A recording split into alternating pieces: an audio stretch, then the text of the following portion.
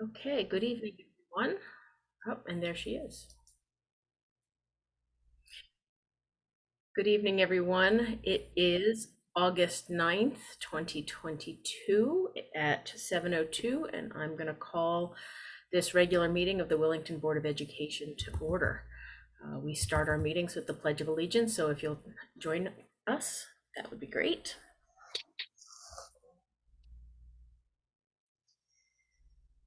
I pledge allegiance to the flag of the United States of America and to the republic for which it stands, one nation, under God, indivisible, with liberty and justice for all. Thank you. We start and end our meetings with time for the public to speak. We ask only that you start with your name and address for the record and limit your comments to 3 minutes so that everyone who's here who wishes to talk may do so. We ask that you either come on the video by turning on your video camera on the button at the bottom so that we can see you, or you can raise your hand using a button under the reactions button where you can raise your hand. So I see Nicholas Tella. I recognize your hand. If you can take him off of mute. There you go. You may start now.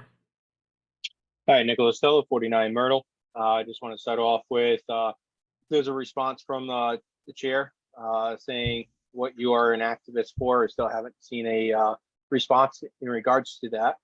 And then also, I just wanted to point out during the voting, the woman up front, I don't know what her name was, but she was pretty vocal, had mentioned that, you know, she has bad bandwidth and she doesn't get to, I guess, hop online. So there's an example of a member of the public not being able to attend these. So showing up in at least somebody showing up so the public can show up is ideal. So that's it for now.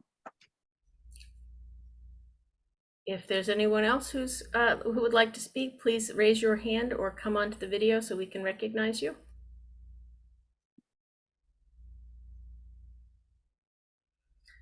Okay, seeing none, we will move on with the agenda. Next is the chairman's report. The only note is for my colleagues on the board that the CABE convention is in November. I will be attending and I hope that you'll join me in that. If you are interested, please talk to Brenda about registering for that event. And we can coordinate rides, etc. when the time comes closer. Besides that, I think we've got much more condensed condensed agenda than usual. And we're going to try and keep our comments as succinct as possible so that we can get through this. Not all of us have air conditioning at home and it's very warm. So in light of the fact that it is August, we're going to try and get through as much of what we can, but if you would please keep your comments and questions as succinct as possible, I would appreciate it, as might others who are without air conditioning tonight. Okay, so let's move on to number 4, communications. Superintendent Stevens, any communications? None. Okay, see what I mean by moving right along. Number 5, superintendent report, starting with enrollment. So we just rolled over Power School, and so the students that have either withdrawn or new students to the district haven't been processed yet. They're not in the system yet, but we're still anticipating the same, approximately the same number, around 400 students. We've done, I feel like all I've done is hire people over the last 2 weeks. I did have a week's vacation, which was great, but prior to that, it was like interviewing people nonstop, which is, it's a good problem to have. My team, my administrators have sent us some good staff. So we received 2 letters of resignation. One is from a paraprofessional at Hall School, Ryan Colenbaugh. And then the other one was our elementary part-time Spanish teacher, Sharon Benitez, at the elementary school. She took a full-time position at another elementary school, which is what she was looking for. So that's going to be a tough position to fill. We have hired a bunch of people. We hired Kristen Brindamore for the kindergarten position that you had approved. So we have a new person coming in there. Emily Karanian is going to replace Katie Fleming in that grade 3 position. We are bringing back, and Laura Rodriguez, you might know this name, Heidi Aforismo. Heidi was just hired as our math coach. She's coming back to Willington to us, which is great. She's a prior student. We hired, if you remember, we couldn't fill the health position at Hall. And so we took a different twist and we posted for a 0.5 PE person, and we did find someone. So we hired Douglas Fink for the 0.5 HMS PE. That works because what we've done is Sean Conlon, who is cross endorsed in health and PE, will take over the health portion, and Douglas will do the PE portion. So that's a huge benefit to us. And then we hired Ashley McVarish for the 6th grade science and social studies. I have a pending position that I'm looking to fill today. I interviewed someone today, and I believe they're going to say yes. That would be for grade 6 math. So that would be a lot of tougher positions to fill, which we'd be really happy to do. So right now, open, we have the HMS Spanish, which I'm going to be honest with you, I'm looking at the number of districts that are posting positions for world language. It's really challenging. I think we are at this point going to be planning for a left turn, we'll call it, at your September meeting. We may be doing a presentation on an alternate option using a program with a paraprofessional, and we'll be bringing more information on that. Just it's a shortage area, and I'm not sure we're going to find someone. So it may be a good solution, but stay tuned on that. And then we have the HMS speech and language position open. That was Carol Frassinelli. That is an extremely, anybody that's listening that wants to go into speech and language, another shortage area, very hard to fill. And we have hired a part-time contractor for that through an agency, but we're still looking. So that's very hard to do. I do have 4 other new things that are quick that are under my report that weren't on your list. Hot off the press, breakfast and lunch prices. We did receive a notification from the state. We are receiving $67,000 for to basically keep lunch prices for free next year.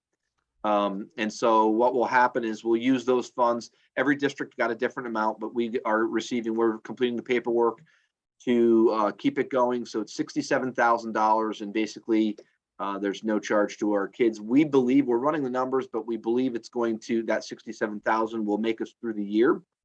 If it doesn't, I think that I will let you know as we approach that, and that we could probably use the funds that are within that account, just continue it through the rest of the year, because we're still going to get reimbursements this year. And as I told you, that rate went up. So that's good news. You'll be getting an invitation to convocation for the coming back to school. It'll be that morning of the first day. So you'll be seeing an invitation for me on that.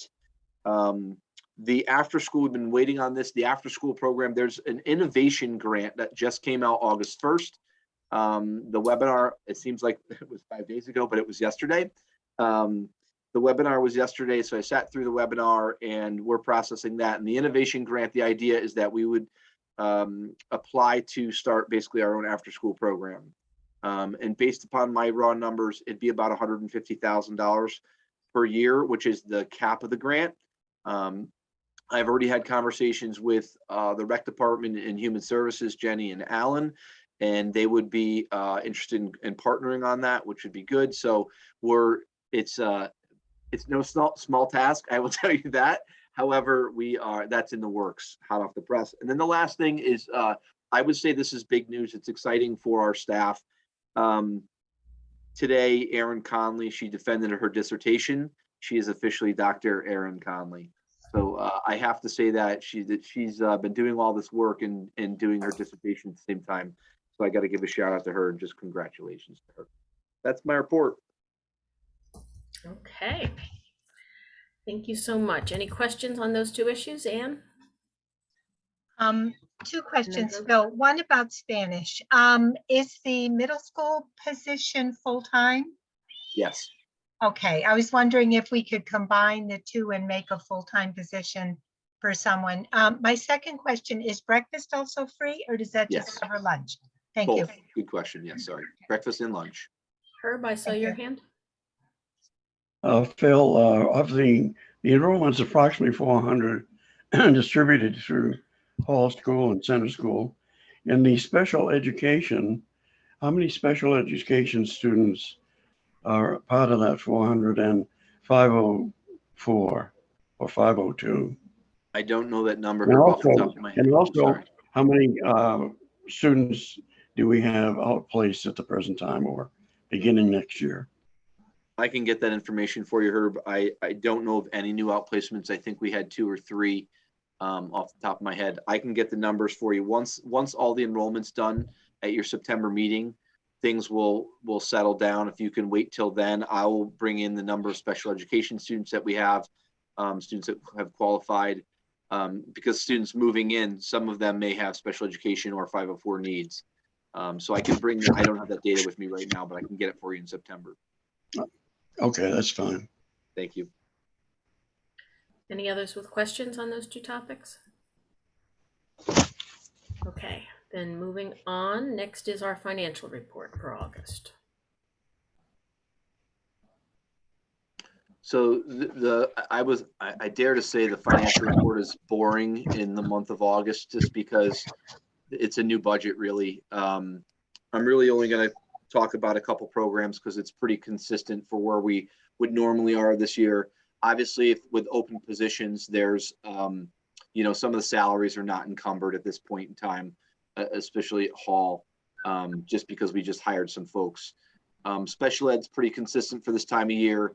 The transportation, it looks like it's in the hole already, but that's the amount of money we expect to see back from Region 19. So that will obviously bounce back. 5 is typical, 6 is typical, 7 is typical, 8 is typical. 9 seems a little high right now, but again, that's where a lot of our subscriptions come out of in the school choice. And that school choice is students that are at magnet schools. And then the last thing, that fringe benefits substitutes, that number's higher than typical right now. And it's simply because of the people that we knew that were leaving.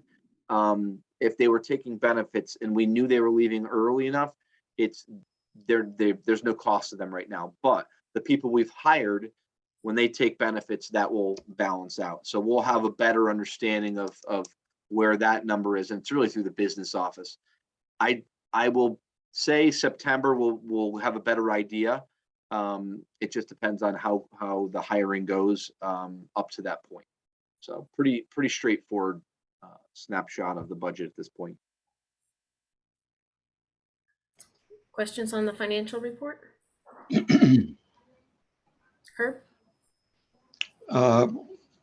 Phil, this is the budget for 2022, 2023. Do we have any funds floating around, like the ESS funds that we have not expended at the present time?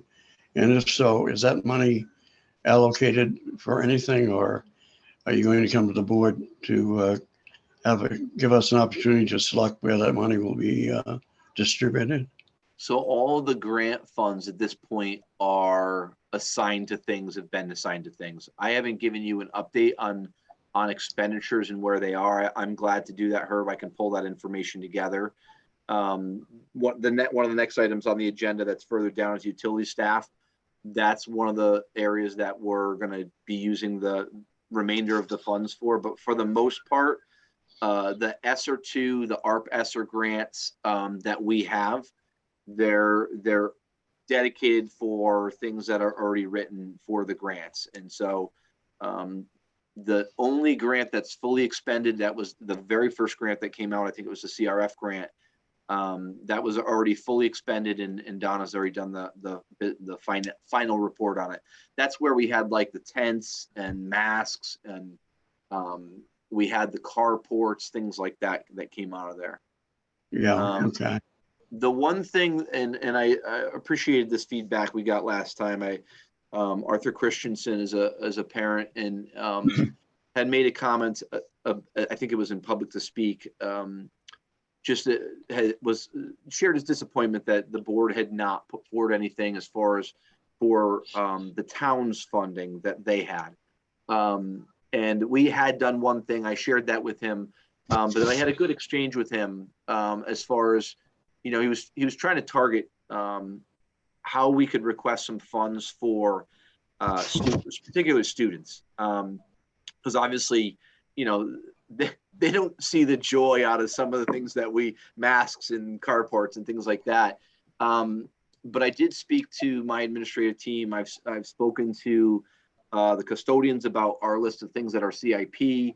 And one of the things that we're trying to gather right now, I have had the rubberized surface for the playground in year 5 of the CIP plan forever.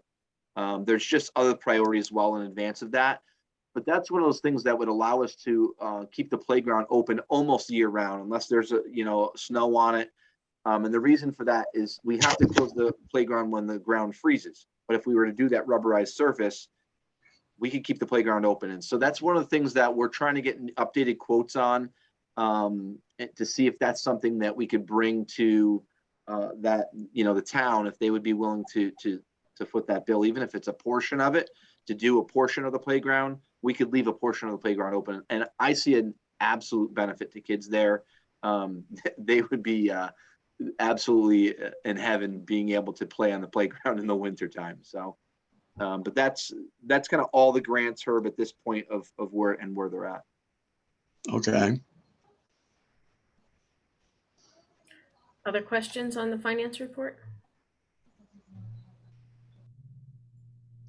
Okay, seeing none, we will move on to new business. The first is the minutes of the July 12th, 2022 regular meeting. Is anyone willing to make a motion to approve those minutes? I'm sorry, accept those minutes?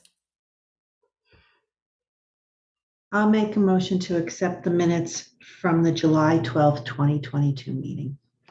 Thank you, Donna. Is there a second? Anne? I'll second it. Anne? Thank you, Anne. Any questions or discussion about that item? Seeing none, all those in favor of accepting the minutes from our July regular meeting on July 12th, signify by saying aye or raising your hand. Aye. Aye. Opposed? Abstentions? Okay, it passes unanimously. Okay, next is the memorandum of agreement, the WESS utility staff. Yep. So this was sent out to you. If you remember, we've been doing this each year. Basically what happens is this is a position that is outside of the contract, a position outside of the contract. It was created specifically during COVID, and it's the catch-all coverage that we've needed. And to be honest with you, it's kept us open some days, just with having staff to be able to go and cover lunch duties or cover a classroom. Those folks that we have right now that we've kept on staff are fully paid by the grant or grants, various grants. And, they're that we can rely on them. They've been there every day. You had them as an offset in your budget. And so this basically, your approval of this would basically mean we're extending this one more year. If we're going to go beyond this year, and the grant funding will be done at the end of this year, there will not be funding left at the end of this year. So if you wanted to add them in, you would have to add them to your budget. And so at this point, it's the same exact thing that we've used the last 3 times. The union has been happy with it. And so I'm requesting that you approve this again for one more round and allow those people to come back again. And I would pass this along to the union for their vote when they can pass it as well.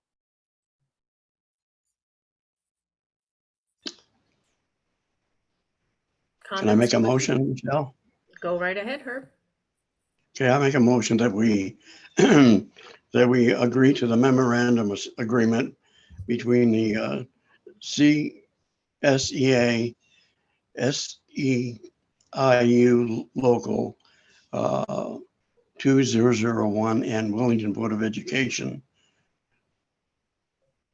for the school year 2022, 2023. Okay, thank you, Herb. Is there a second, Laura? I'll second. Thank you. Additional questions, comments? Herb?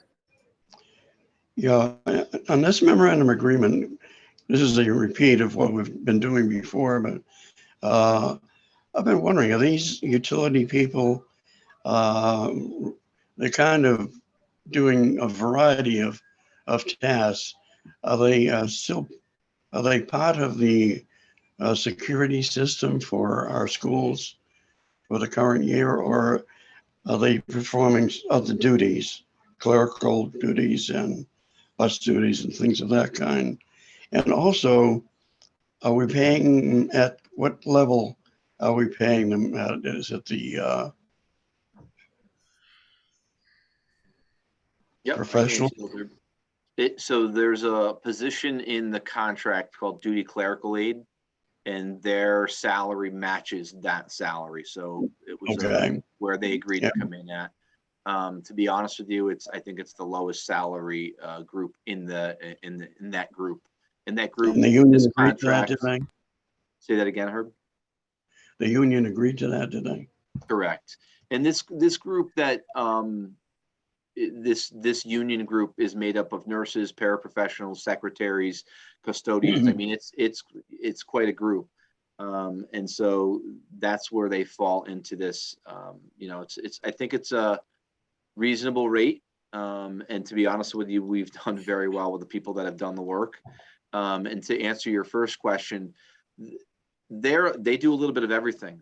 And I'll give you an example at Center School is Allie Nizer is one of our folks who's filled this position, and she can answer phones, she can sub in a classroom, she can open the door for people, she knows how to use the buzzer system, she knows our bus routines. When I say catch all, these folks can catch all. They can do everything. And sometimes after the kids leave, they might be painting, they might be covering a class. They do everything.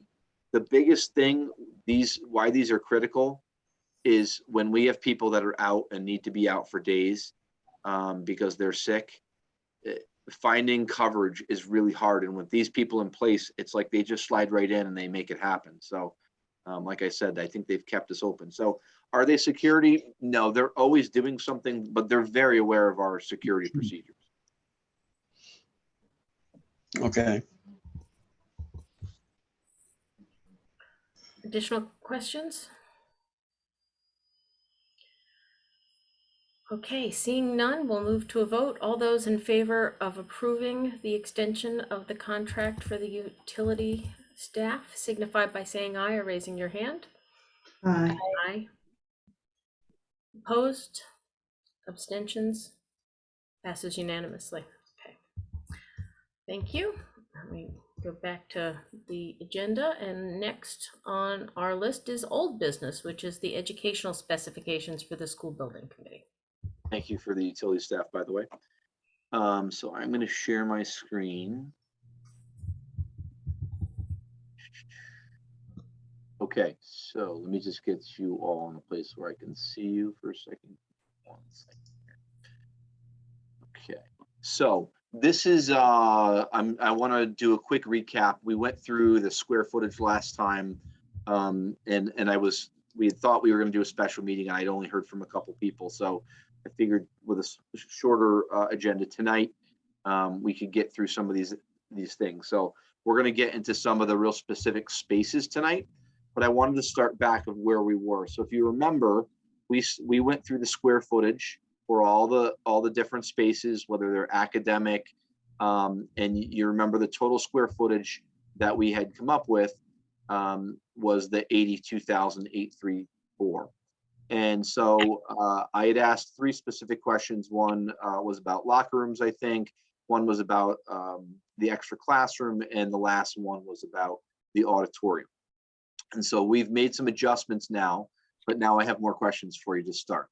So the first thing I want to ask you, if you remember, we're big. This is we're well over what we would get our reimbursement for.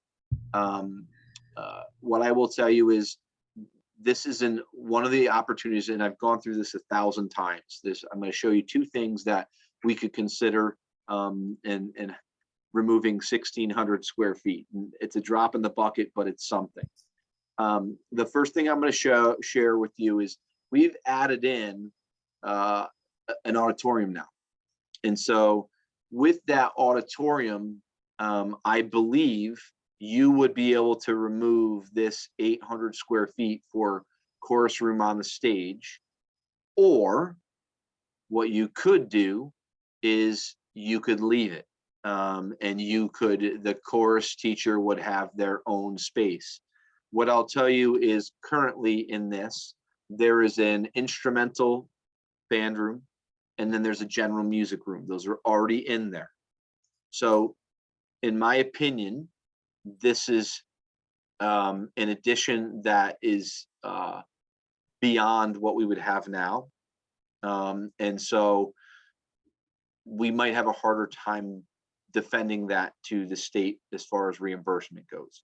You would still have access to the stage because you have an auditorium now, right? So you'd still could use that space, but I would recommend that you take out this, oh, I can't highlight, that's right, chorus room stage, because that would basically, as I see it, a fourth space. The three spaces are instrumental, general music, this chorus room, and then the auditorium. That would be 4 music spaces. As much as large as our music program is, and as amazing as the things that they put out, I'm not sure that is the right number of spaces for what we have. Comments, thoughts, questions on that first thing? Laura and then Ann. So if we go with the auditorium, I'm wondering what the size of the stage is, and if that would be close to the instrumental music space, rather than, you see I'm saying switch in that, and then you'd say 1,600 rather than 800, if that would work. Good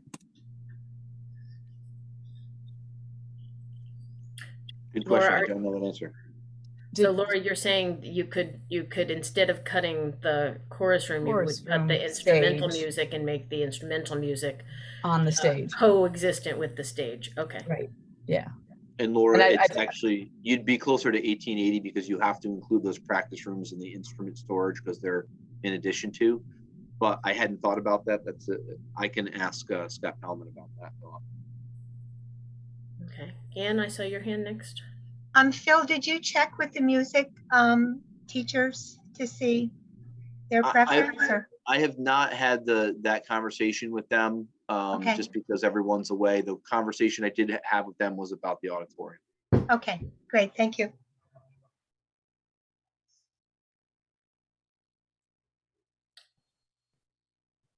Brianna. Hi, I am also curious about what Jason and Janice would have to say about losing that chorus room space. And I did just want to share personal experience of what it's like trying to put on a dramatic program there at Hall School with the music room in the background. And is a storage problem with the curtains and everything. So whatever is back there has to be able to be movable. And then 4 spaces seems a lot, but it's for the entire district also. So I'm not opposed to this idea at all. Those are some things crossing my mind as I say here. Mm-hmm.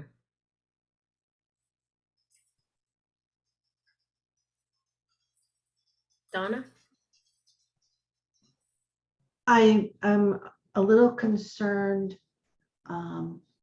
that we're not being prudent by having the auditorium on the list, based upon the fact that the town did not vote for that extra $100,000 last night. I think that maybe we should pare down what we're asking for So to get rid of the auditorium, and maybe for those couple times a year that we would need one, to maybe rent Tollins and keep the chorus room in place, because how many square feet is the auditorium? I believe it's I eight. can't, I believe it's 8. Yeah, 8,000. so if to me, getting rid of that 8,000 square feet wouldn't have as much of an impact. And you could, that way, the chorus people have their space, the band people have their space, there's instrument storage. And then for bigger productions, we'd save more money just by having it someplace else, and then it's somebody else's headache to take care of it and maintain it. Because the Tolland Auditorium is absolutely beautiful. So it would be a lovely place for our children to perform those couple times of years. And although I'm not sure, with the instrumental music, the 1,600 square feet, is that someplace, or even the gymnasium, where they could do some practices and then have the dress rehearsal at another location that would afford them the true theater feeling.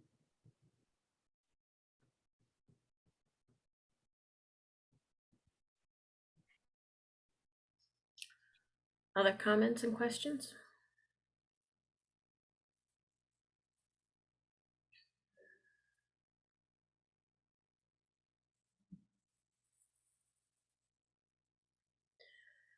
Phil, one of the questions that I have is, as in any document, these are, close estimates. They're based on other ed specs and what the department has approved in the past. Can you tell us if it's a reduction or an increase in the size spaces we have now? So for example, is our steam room currently in a closet and this is a big expansion, or is it in a large room and this would be a reduction? Can you give us a little sense of the how these align with what we have now? For the most part, this is what you have now. There are very few spaces that are what we'll call new, even if they're, so like the breakout areas, those are the, right now they're just using a straight hallway. That would be an additional space, but that's the latest thing in the 21st century school. That's what they're building in. If you went to Tollins, Birch Grove, they had those breakout areas. They're there. You don't lose, you gain nothing by, cutting 250 square feet. If you're talking about 5 breakout areas, you're not making a big difference.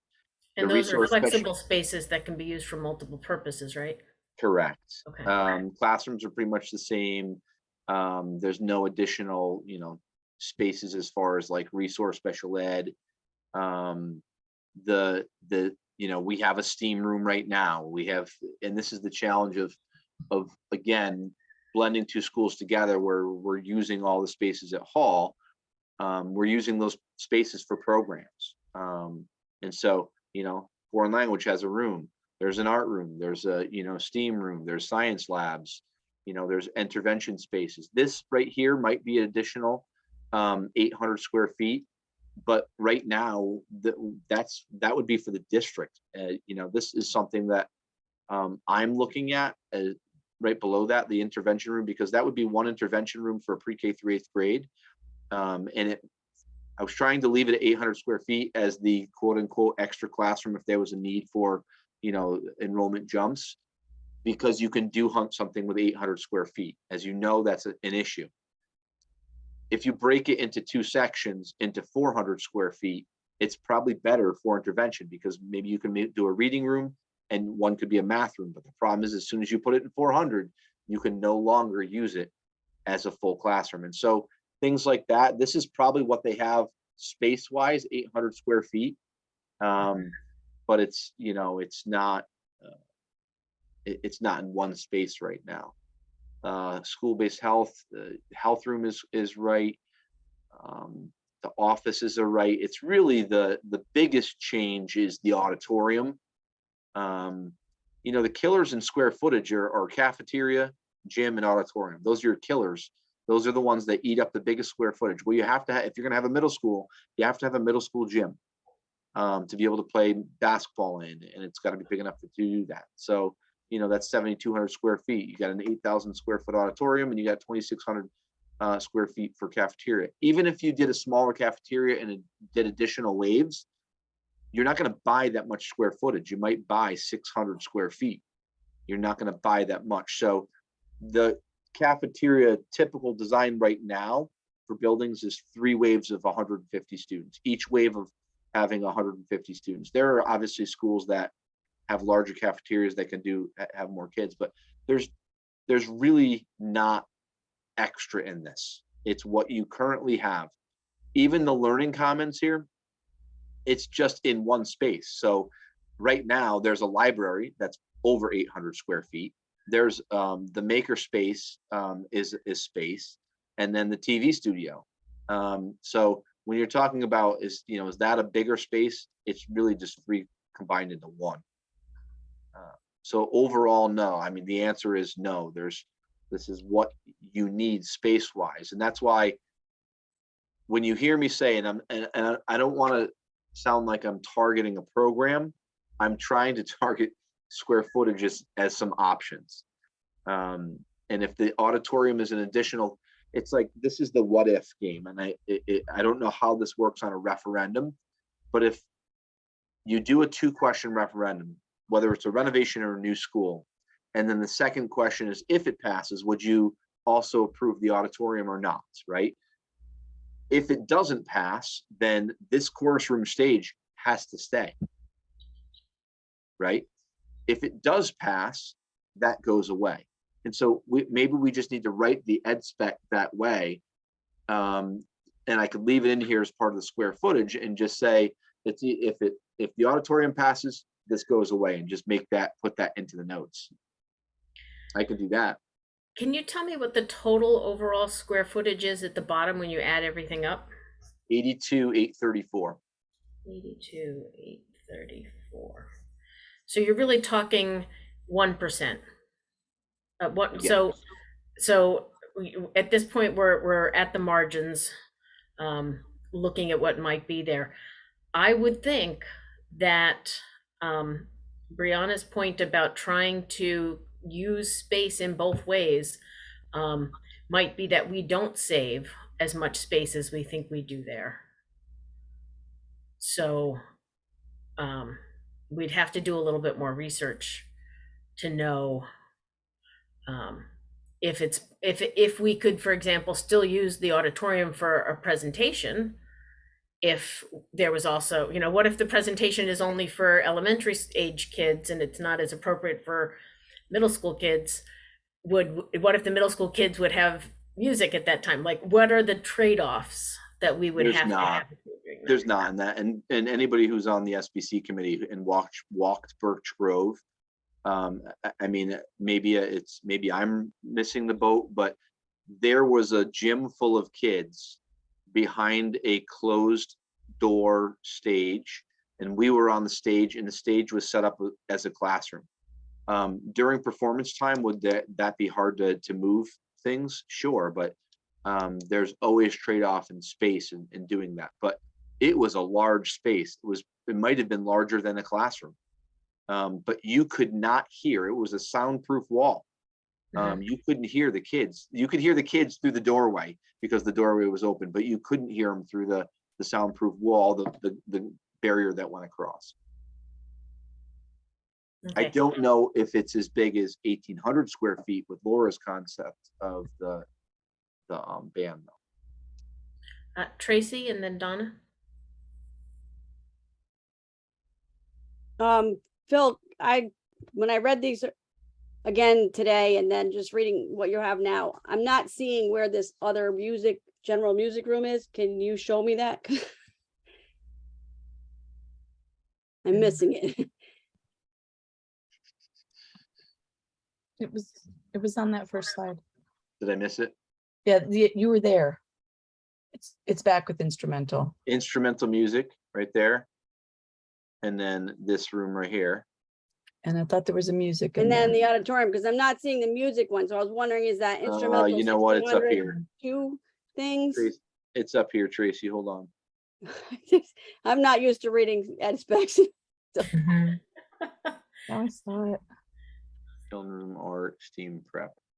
I believe you. I just, No, there's another, and I'm sorry, I'm not pointing to it right now. all right, that's okay, but I'd rather, we kind of last time, some of us mentioned, leaving some of these things in and doing like a second question in the referendum, because I feel like in a referendum, I understand what Donna's saying, but a town meeting in the middle of August is different than a referendum for a budget when you're, as far as the amount of population that's going to show up. Yeah. I mean, today's vote for a primary had 200 people at 6 o'clock.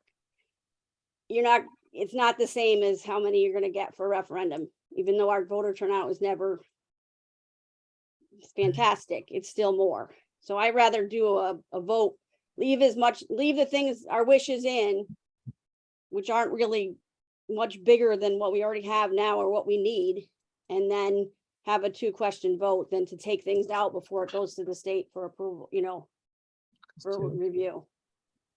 That's my opinion. Donna, you have your hand up? Yes, just so you know, the auditorium's about 10%, not 1%. And then I was wondering if you had considered I've been in a cafeteria where the kitchen portion was well walled off. So like the kids would walk through, get the food and come out, but once you had picked up your food, the door could be shut and you were done, so that the cooking area was, and any related kitchen things were protected. And the next room had more of a all-purpose gymnasium type of floor, and the seating would then fold back up into the walls, but there was also a stage. So when it wasn't time to a lunch wave, the stage was used for the band to practice, or it could be used for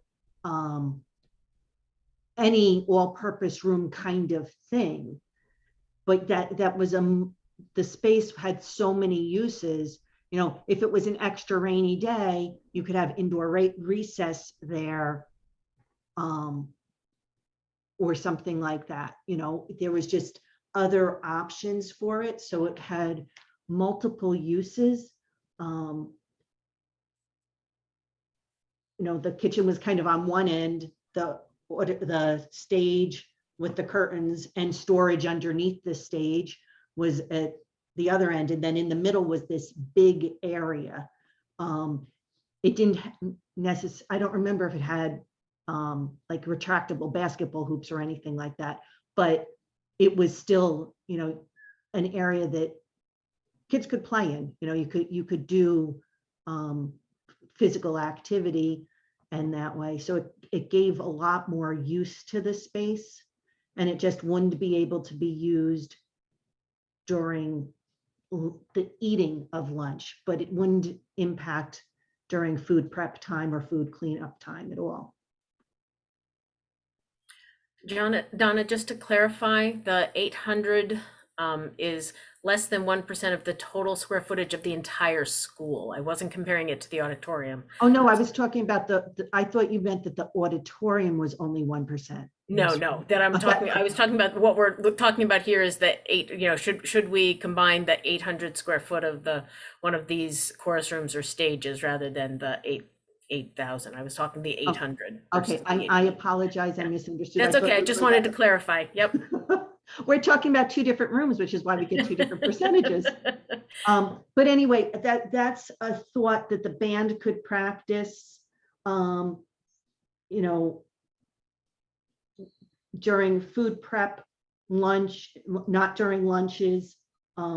But for the rest of the day, if you needed a spot or if there was a play that people were practicing for, I think they actually left the stage relatively set up for band practice, because that's what they used it for. So there'd be a space big enough.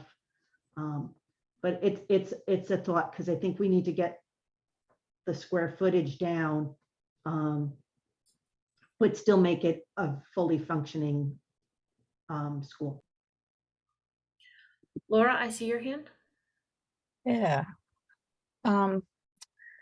So I'm just, I guess I need clarification, if it's possible, of how this whole thing works. So the state will reimburse us for 56,000 square feet, right? Or it's at the best rate, they'll reimburse. And then if we do the auditorium and all these things, we're about a little less than 27,000 square feet more than that. If we go to a referendum with two questions, and one of them is, do you want the auditorium that we would have to pay for? Is there a way to figure out how much that would cost, and like kind of a sum total estimate, but also what that would break down for like individual taxpayers? So if people are voting on whether or not they want this auditorium, will they know what the price tag is? I guess that's what my question is. Yeah, and so what happens, and this is where Colliers is really beneficial as a resource for us, is, they're building schools right now, so they know the current cost for each of these things. So what they do is they take your square footage and they multiply it by the average cost for each of these spaces. And it's by square foot. It's not by auditorium. It's just by square foot. And because an auditorium, and Scott Hellman from Colliers may be able to say, look at the average auditorium costs X. I'm sure he could do that. That's information that we would be able to get. For you want to just be able to identify the programs. And again, just because you've identified it doesn't mean you're going to get it. But the idea is that you write the ed spec clean enough so that when you give it, if it goes to a point where it passes and you give it to an architect, if you can be flexible and they can create spaces where there's multi-use and not, you're not overlapping groups, they will try and create those things. So it's kind of a two-part answer, Laura, for you, but yes, they can get those dollar amounts. Maybe I should have started with a STEAM one. I think maybe that's an easier one. The STEAM one is there's a classroom for STEAM right now, and you have the makerspace, and the makerspace is built into The library commons, learning commons. It's right here. This makerspace.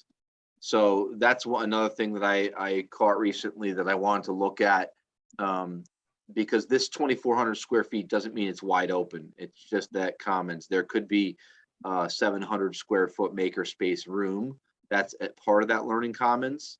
And so that makerspace STEAM room is pretty consistent.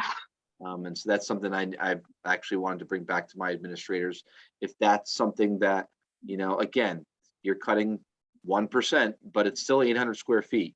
That may make a significant difference dollars wise. It might not seem it, but over the grand scheme of, what your reimbursement rate would be, even if it went up a fraction of a percent, it could be big money.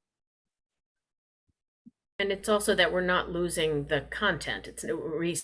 We will still have a makerspace. Correct. So this is more of an error in the calculation rather than that you're suggesting that we eliminate a function. And it's not necessarily an error in the calculation. It's just the learning commons was new to me. And I haven't seen this yet. I haven't seen it in, Tollins Birch Grove just had a library. It wasn't, I wouldn't call it this mix.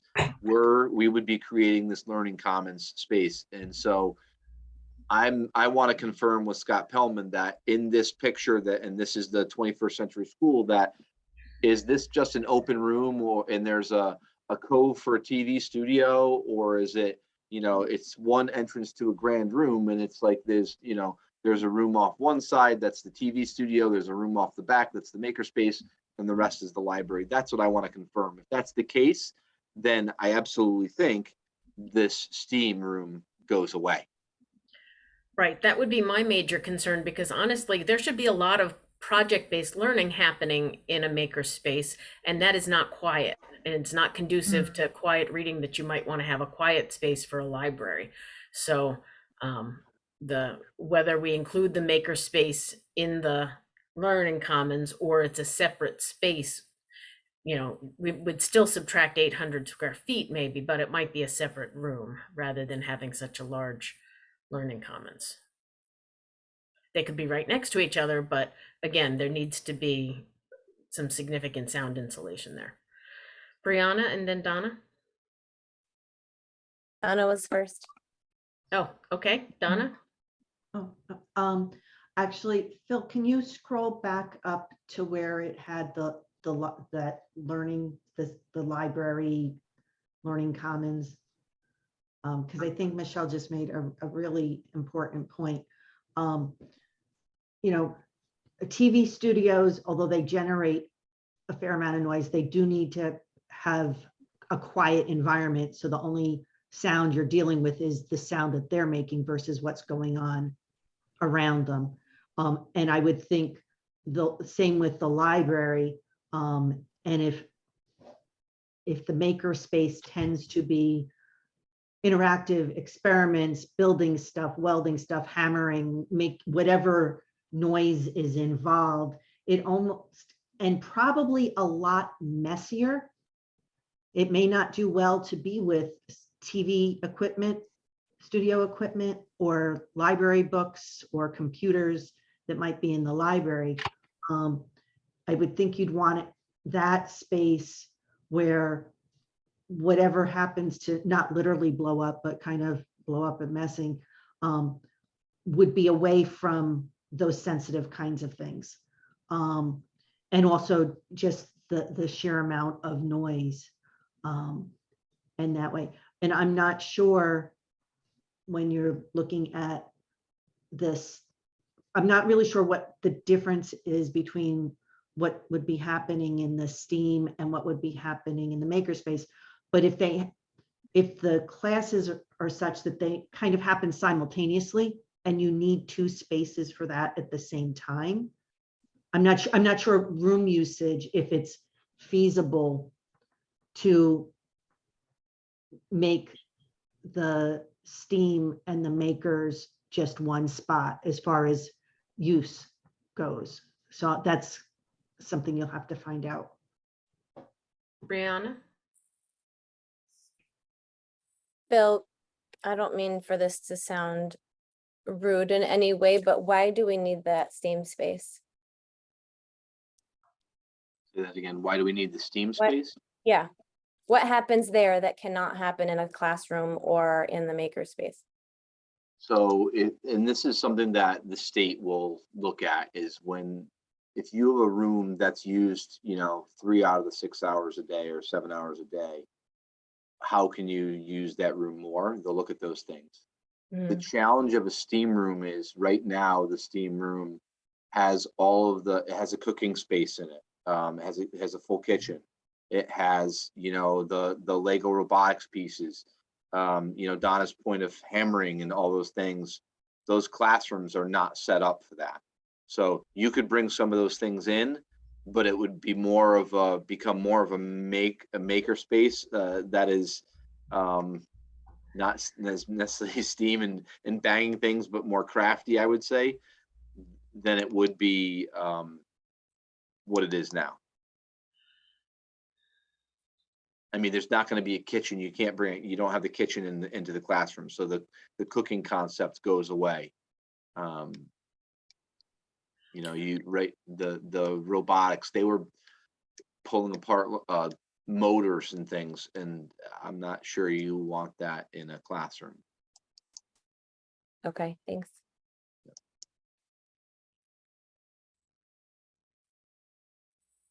Other comments and questions? Bill, you don't want them pulling apart a motor in a kitchen either. Mhm. They're separate Mhm. spaces. It's Just it's wanted one to wall. make sure. I'm thinking, yeah, I know what that stuff looks like in a garage. I would not want it in my kitchen. It's Well, one I wall. don't think we're I don't think we're talking, car engines, No. necessarily. But that It would is- be awesome if they could get introduced into mechanics. There, talk about a job shortage area. There is a significant shortage in certified mechanics, both auto, diesel, airplane. And our students could make a really great living doing those things. And, they obviously have to have an interest in that kind of thing, but this is an opportunity to expose them to some stuff so that they can decide if that's something they might be interested in pursuing.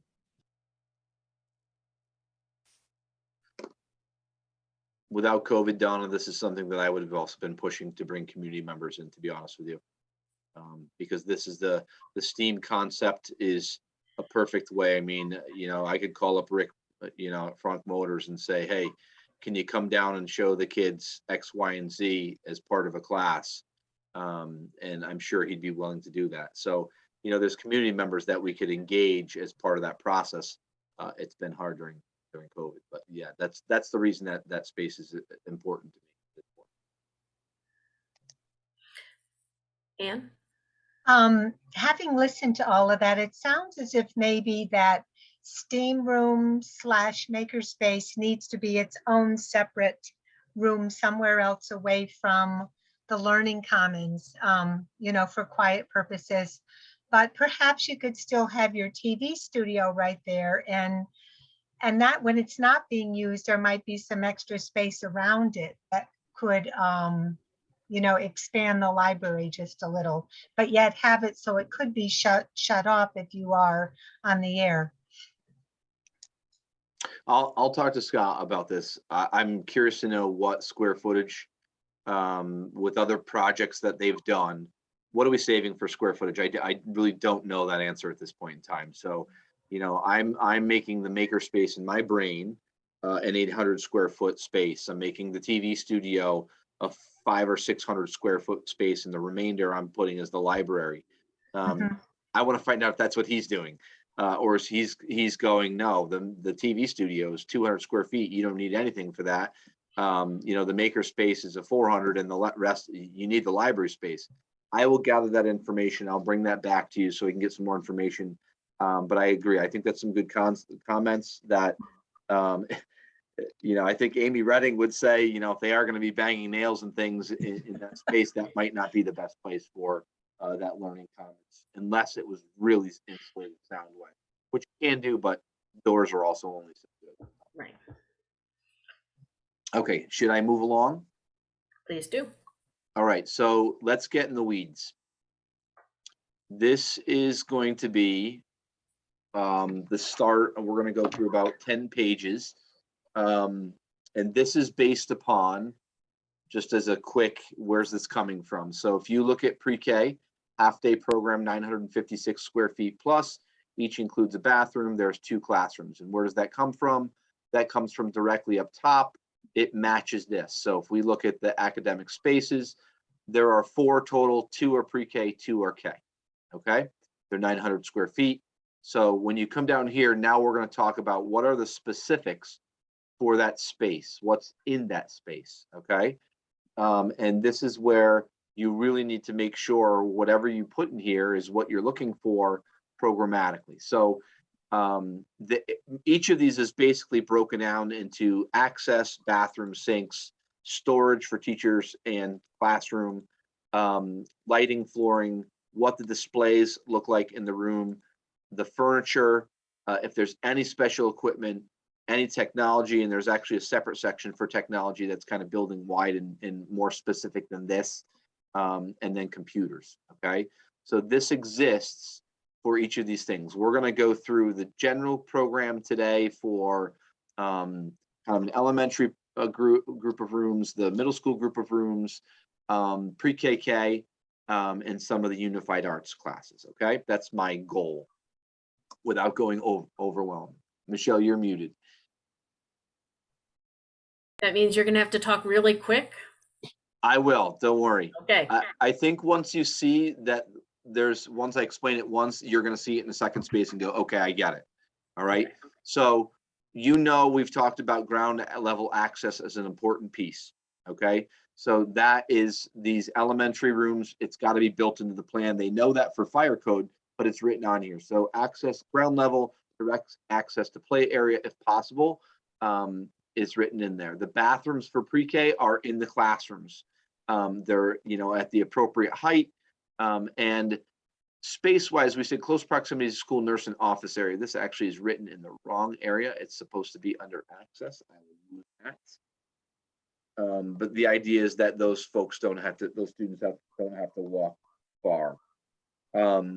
You look at sinks, you've got a couple sinks in the classroom with laminate countertops. All of this is ADA accessible. In-room drinking fountain, again, ADA accessible. Soap and towel dispenser, ADA accessible. You get the idea. They don't have to leave the room to get, go to the bathroom or get a drink of water. The storage becomes a little general, but we'll get to some of the furniture. So built-in bookcases, the reason built-ins are really good is it actually saves you a bunch of square footage in the long run. Okay. So you'd be looking for some storage areas for the teacher. They suggest counters under windows where possible. And when you start doing science experiments and you need something to grow, if you don't have countertops near your windows, that's a common theme for elementary and middle, to be honest with you. The teacher storage is there. They've got some sort of lockable storage, wardrobe for their jacket, their purse, their wallet, whatever whatever they've got there. This one lockable 4-drawer filing cabinet, to be honest with you, when staff comes back, I'm going to ask about this one. I've seen this in several ed specs, but I'm ready to throw out filing cabinets because everything is electronic now. The filing cabinets are really in the office some, and that's it. So that's something that might come out of here. You've got instructional storage closet in the corridor to be shared by pre-K and K. So they've got some sort of storage, and again, that matches the square footage up top. It's shared by pre-K and K. It doesn't mean they can pack everything under the sun in it. They're going to have some of those things in their room for storage, but they have an additional storage space for those too. Student storage, coat and personal storage area for 20. This is within the classroom. This is 20 students. The reason it's 20 is if it's ever has to be used as another space, it would allow you to do that. If you only put 10 cubbies in or 12 cubbies in, because pre-K is typically a smaller group, you're stuck if you want to go to a larger group. Lighting, direct natural lighting is in every single one of these as best they can. It's one of the things that's, there's so much research on, it's in there. And then you're going to see soft color, dimmable, and 2-circuit lights. 2-circuit basically just means I've got half the room I can turn off and half the room I can keep on. They're just on separate circuits. Okay.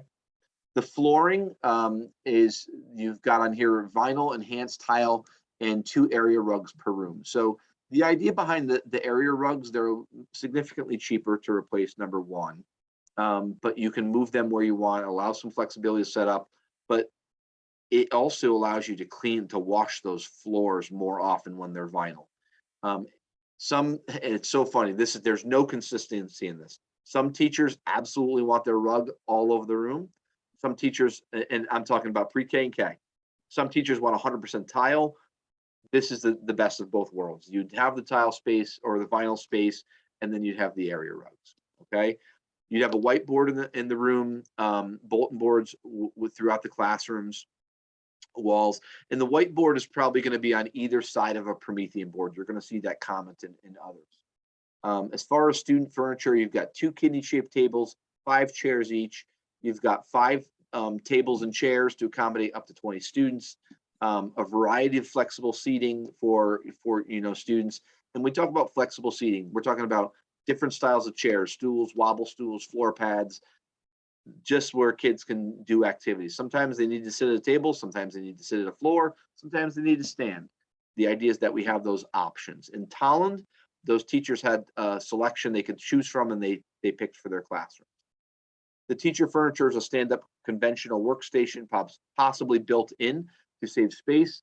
That is another positive, because I can't tell you, when we try and replace a desk, we go to UConn to try and get a free desk, and you're at whatever they have. You need chairs for workstation in each group, group table. You need teacher chairs. The other furniture that's in here that was really pre-K related, they need some sort of dramatic play area, water and sand table type things, soft furniture for reading area.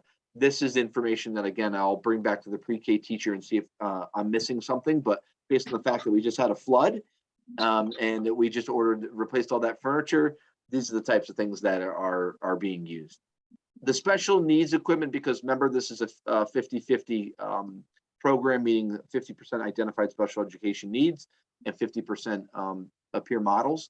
You're going to need some special equipment in there. Typically, you might need some OT equipment or gross motor sensory materials. Those types of things would go in there. It's just a note for them to know that. Each classroom would have a document camera and a Promethean board.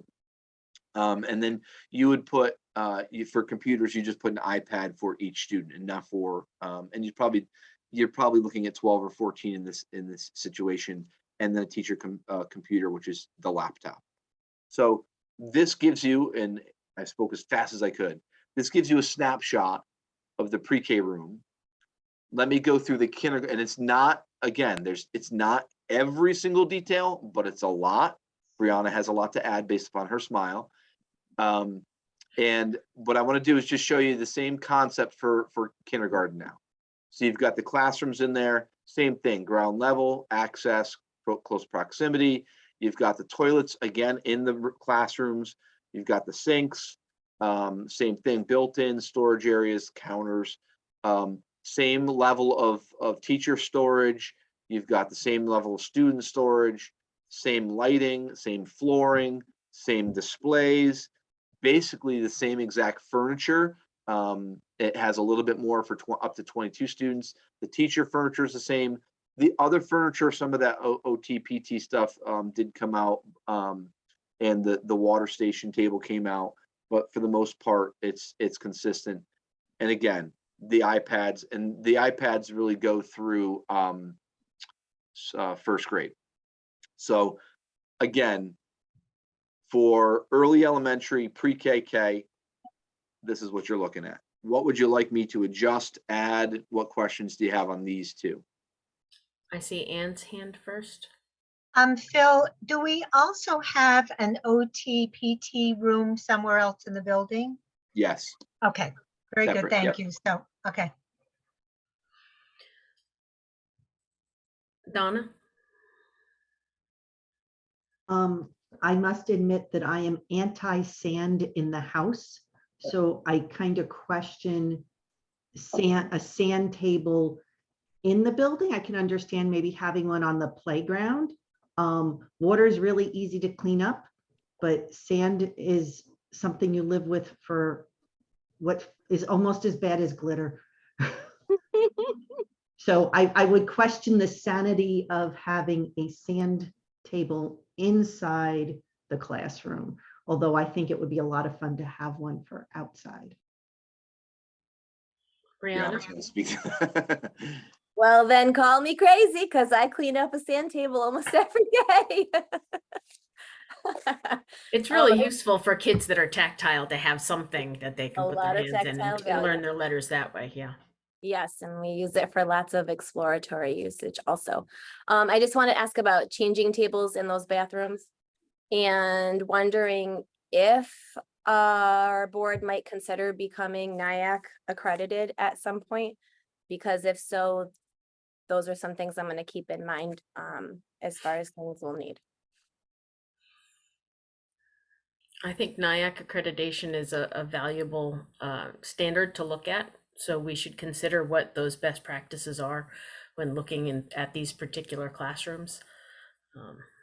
It offers also great opportunities for grant funding for a variety of things. And one of my back pocket hopes is that we can extend our preschool program to include more students in Willington. And so hopefully we'll have space and resources with which to do so at some point. Right, so that would be my comment on this is right now we have 3 kindergarten classes. And I think that preschool is going to has a potential for a big growth area. We have 45 births a year. That's not 2 classrooms. So doesn't mean that every parent would take advantage of it, but I'm just saying that we're moving more towards full day programming for younger kids to meet parents' needs. Donna, I see your hand. Is that still from before or is that new?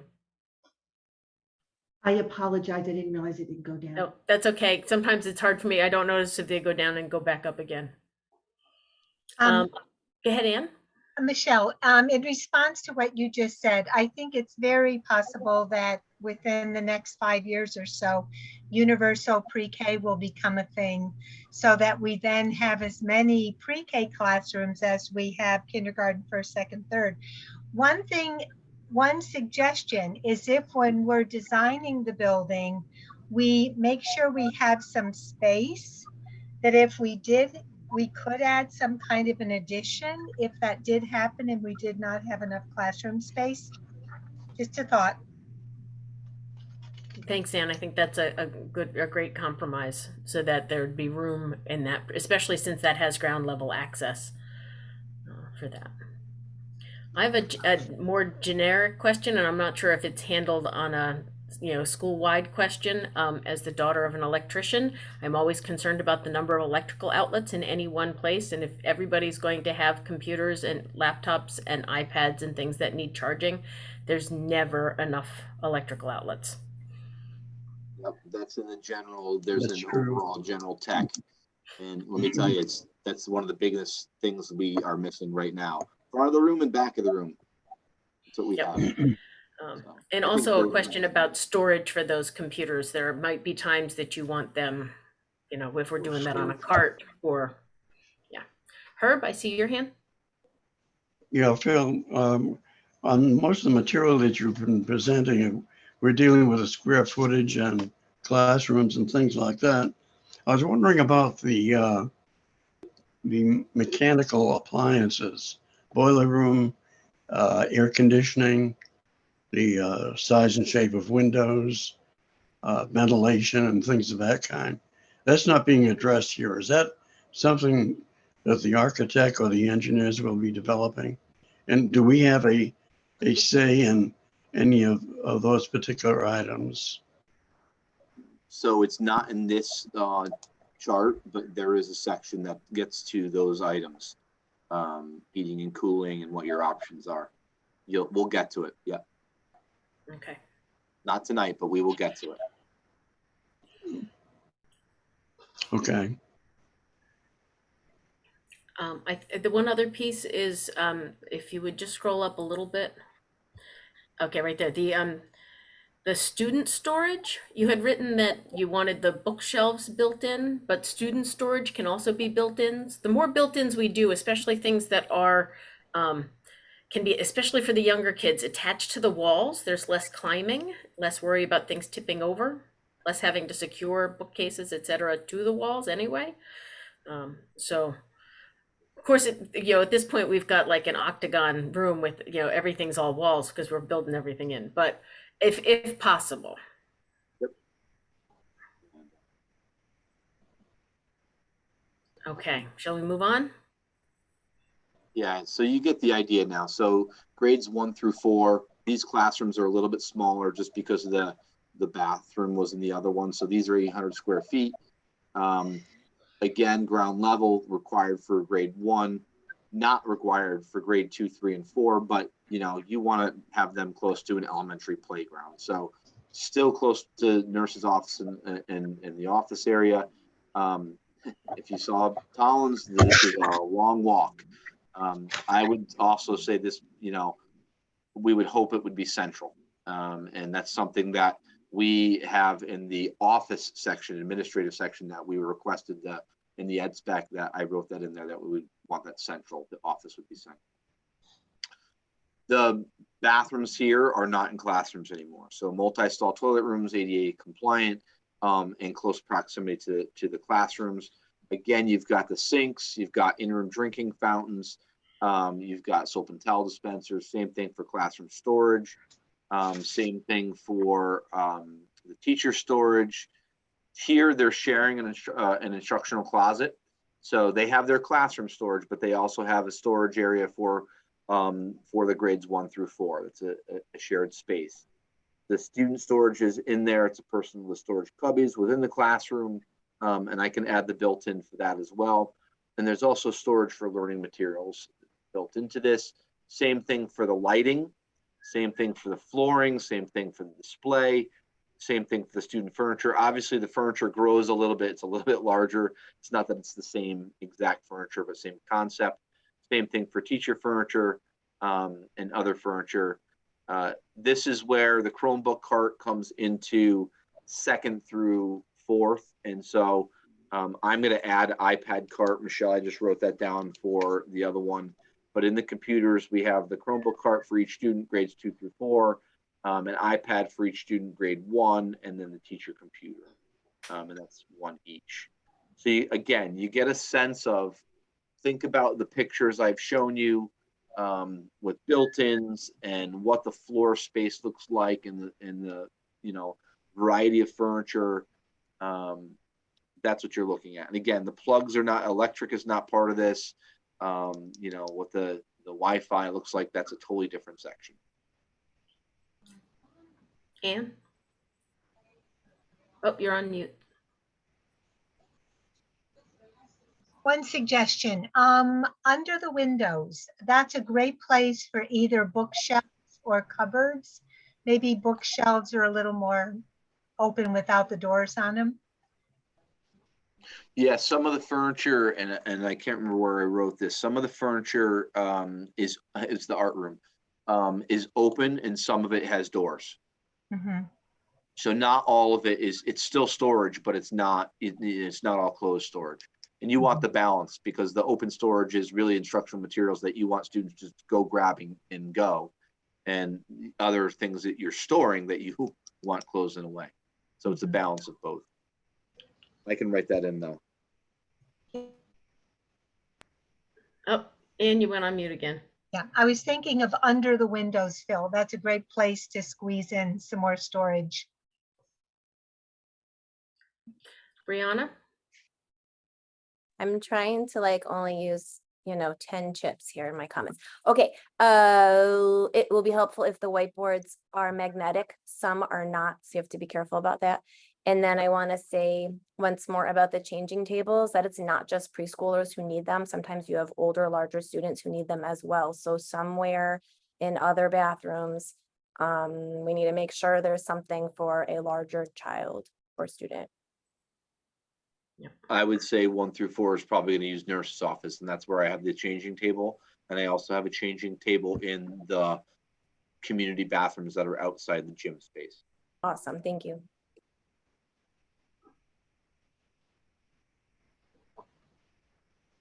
Any other 1 through 4? Just a comment, Phil. So you put one of the extra classrooms in this group, right? Just in case we have a bubble That is class. correct. Okay, very It good. was 8 and now it's 9. Good, thank you. Yep. Okay. I have one more comment / question. Okay, Donna. Just keep in mind when you're doing all these built-ins along the windows, that is frequently where heating ductwork is. So you just want to make sure that the heating system can be maintained without having to tear out built-ins. I know sometimes they're kind of behind. So just planning ahead, maybe there's a panel that can be easily removed, or there's a section that doesn't have, maybe just has the countertop but nothing underneath, just to make sure that the heating and ventilation people can do their job.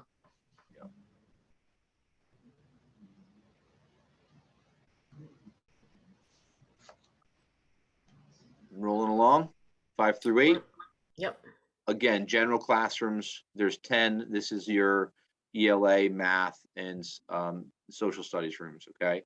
The science, it could be split science, but remember, there's also science labs in a different section. Basically, the access here, it doesn't matter where this is in the building as long as it's separate from, and which is always done. Close proximity to team classrooms, meaning like the 8th grade team is together, the 7th grade team is together, the 6th grade team is together. Close proximity to multi-stall toilets, same thing. You want the sinks in the classrooms to be able to wash hands. It's so much easier depending on what they're doing for active learning. So they're in there, they're in room drinking fountain. This might be something, I'm not sure that if they'll frown upon it, I don't know. Because we do have water bottle filling stations also built into the hallway section. But we'll see how they handle this. I really don't know how they handle it. It's your request. The classroom storage is basically the same concept. Teacher storage is the same. Oh, this is wrong. Grades K to 2. That's not shared by grades K to 2. Teacher storage. I can't tell you how many times I've looked at this and it's just like, when you look at things. 5 through 8. K2, that's going to be shared by a block outside by a team. So you've got the storage here for students. I didn't do lockers in this section. And so it's something that you could consider if you want to do lockers, if you want to consider lockers in what size. It does take up space. You lose some of that square footage when you put lockers in because it pushes the room out. So what were your thoughts on lockers here for grades 5 through 8?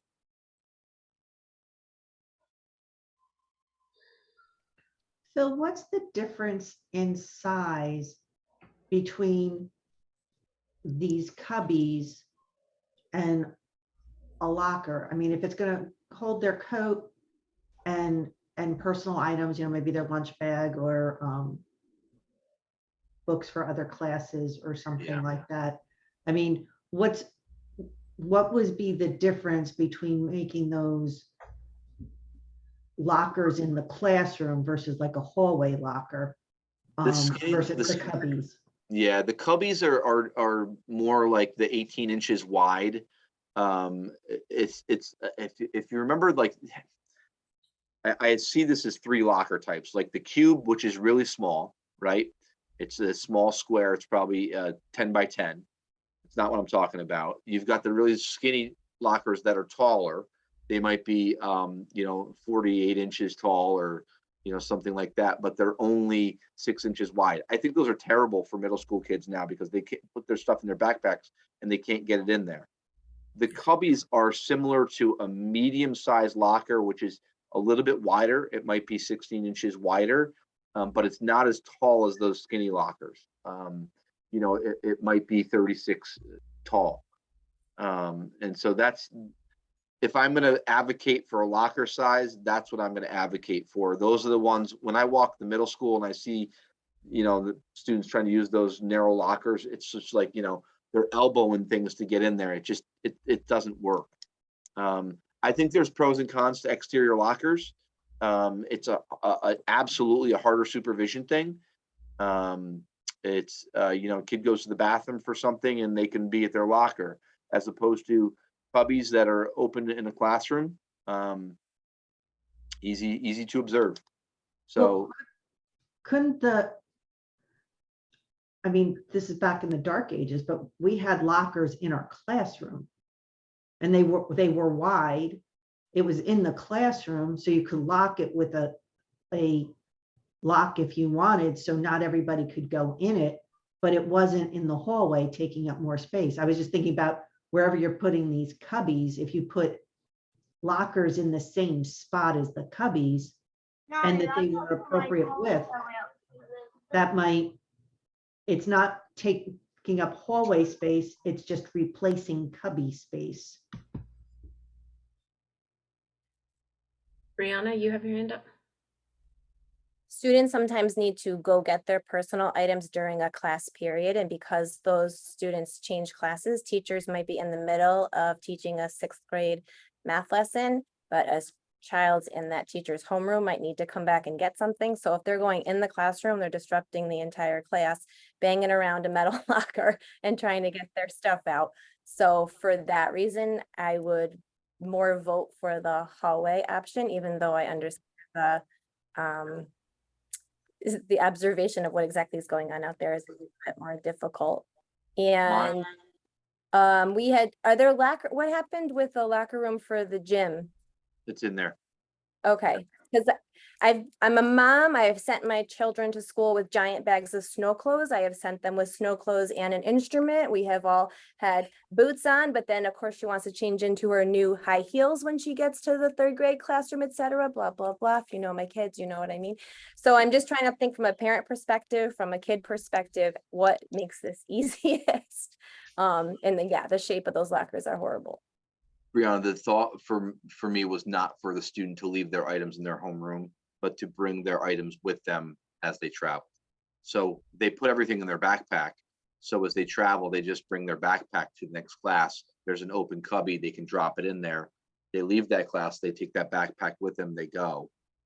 That's what I was thinking. So temporary, like at EO, the students don't even use their blockers because they're 4,000 miles from their classrooms most of the time. That is correct. That's what they're used to doing. It's just taking their things, drop it for the class period and move on.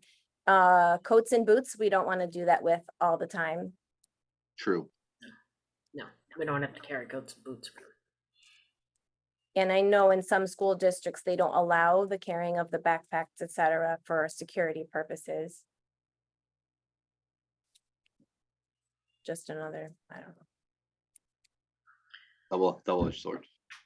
Phil, I have a question that's more basic than this. You have 10 classrooms for the 5th to 8th grade. Can you tell me exactly what those classrooms are for? Because you have 4 grades, then you have 2 classrooms for each grade roughly, and then 2 extra rooms. Yeah, so you have ELA math for all, so that's 8. And then you have a 5-6 science or social studies, and you have a 7-8 social studies. Okay, Does that make sense? yeah, That's what that was the piece that I was just I hadn't heard the sharing. That's how we maintain the middle school model, and that doesn't the science can also use the classrooms when social studies is not they're not using it, but they also have the science labs, and that's typically where the class would be. That's why they're not included in those 10. And how many labs are there? I believe it's 2 off the top of my head. So are the science labs used as homerooms? No. So- I don't want to say that because I don't know that. That could be the principal's call. They could do Okay. that to keep the classes smaller. I'm just thinking about this cubby locker issue. And carrying backpacks into a science lab, if there's no place to put those backpacks, can be a real issue. So what I'm hearing from you all is hallway lockers that are not the skinny ones, but the wider. Absolutely, the wider ones, the skinny ones are ridiculous. And Phil, I think it would be great if they could keep their stuff if they were in the hall, outside their homeroom classroom, so that each classroom has, and maybe in a pod. So that they would be easy to get to when they're changing classes. Right, it's going to be with their 5th grade team or their 6th grade team or the 7th grade team, yeah. Also in the winter, I don't know if they ever get outside, but in the past with my little ones, we used to hang our wet coats over the lockers to dry. I don't know if that's a middle school issue, but that Fire marshals don't like that. Oh, no, okay. Okay, good feedback. Anything else? Go ahead. Anything else on 5th to 8th grade classrooms? And this is stuff that if you think of it after you go, just email me. I'll drop some things in and start to show you where things are added downstairs. Donna? Sorry, I have one more question. What's the deal with kidney shaped tables? Instead of it being round?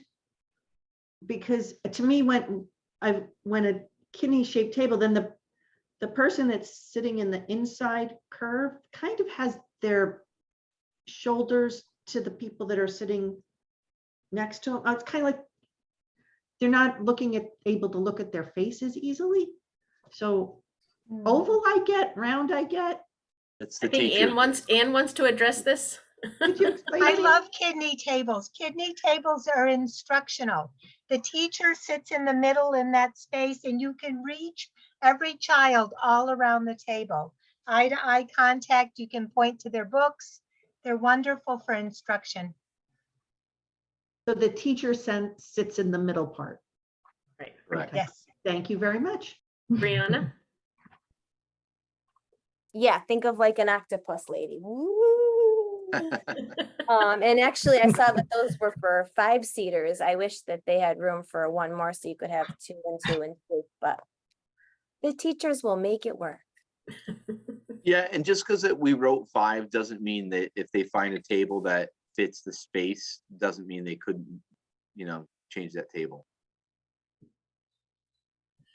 Okay, I just want Lars? to make note that it is now 8:33. It's my intention that we finish before 9 tonight. So, Should be, I think, this will be the hardest one, but for the most part, these UA ones should be pretty easy. This UA for visual arts, your art room, you've got an art room in that 1450 includes the kiln and storage. You have one, again, these spaces you want somewhat central to the grade level classrooms, so that way elementary kids aren't traveling across the entire building. Maybe this is central, close to bathrooms. They've got the sinks and the clay traps, and they also have the ADA accessible sink. They've got the countertops that are paint resistant. Again, in-room drinking fountain away from the cleaning sinks. They've got the storage here is important. So this is where I would bring this one back to the art teacher again. Having the drying racks, the paper storage, the storage for posters, and the mobile carts just to move equipment in and out. This is got to be flexible.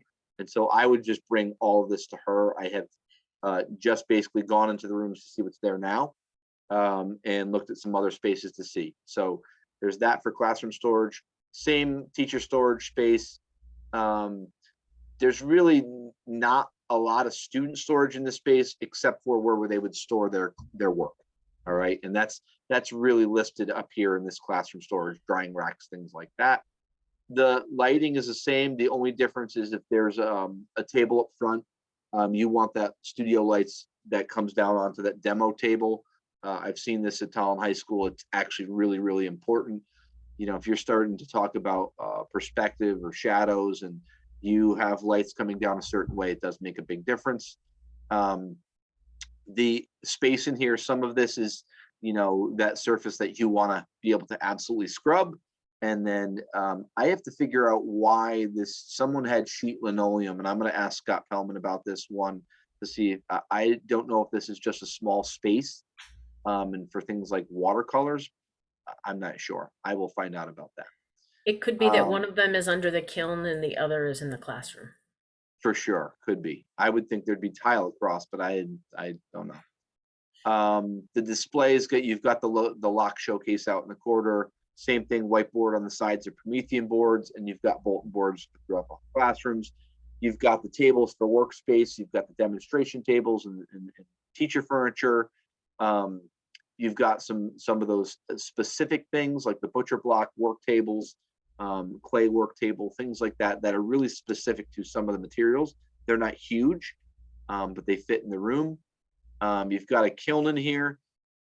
I don't know what it is, and I'm going to find out. There were several ed specs that I went through that said 2 small kilns, and I'm not sure why it would be why do 2 small kilns. If one breaks, I don't know. To fire more, I would just assume why not do a larger kiln? Maybe you're doing firing 2 classes at a time. I'm going to find that out that number may change. You've got the information in here for easels and, you know, trash cans, eyewash station. This might be a requirement now. So the eyewash station, the request for a washer dryer was in several of these for art. I thought that was reasonable things to be able to reuse. We use it for our custodians. It's worked great. And the cutting station. They've got the same technology as other places. The only difference for computers in this one was a full color printer was in several of the ed specs, I think, for them to be able to print things and use. So this is the art room space. Donna? What is the logic behind there only being 4 easels? Like, is in an art class usually more than 4 students? They typically going to do the work in at their tables. I think the easel is more for demonstration, but if they wanted to paint on an easel, they could. But because they take up a lot of space, I think they usually move them towards the corners of the room. That's why. There's a lot of really awesome easels out there that fold up and are easily storable. Yeah. So that might be another option. Anne? Back to the backpacks. When the middle school kids come, could they leave their backpacks in their lockers? Yeah. Okay, so that you don't need a place to store those. Okay, Correct. thank you. I think you're going to need more storage for student work than you think. So it's not just a drying rack, because not every piece of artwork is flat. So the I don't know if you have to say, It's like you know, stuff like this. yeah. The mobile storage carts that have, you know, some of these have 2 shelves, some of them have 12.